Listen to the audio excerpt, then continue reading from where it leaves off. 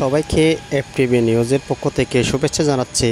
দর্শক, আমি আপনাদেরকে একটি দৃশ্য দেখানোর জন্য চেষ্টা করতেছি। যে দৃশ্যটি দেখতে পাচ্ছেন এটি হচ্ছে কক্সবাজারের প্রবেশদ্বার চকরিয়া পৌরসভা মাতামুহুরী ব্রিজ।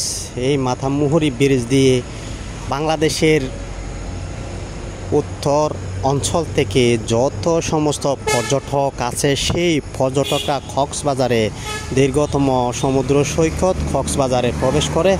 আপনারা দেখতে পাচ্ছেন এর পাশাপাশি একটি যে খেলার মাঠ দেখতে পাচ্ছেন, এই খেলার মাঠে পৌরসভা থেকে বিভিন্ন মহল্লা থেকে এসে এই অঞ্চলে এই মাঠের মধ্যে শিশুরা খেলাধুলা করে, ফুটবল খেলায় এবং বিভিন্ন ধরনের এখানে বিনোদন হিসেবে বেছে নেয়।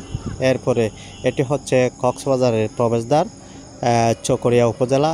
এই উপজেলার মধ্যে এই ব্রিজটি অত্যন্ত একটি প্রত্যন্ত অঞ্চলের মধ্যে দিয়ে এই ব্রিজটি হয়েছে।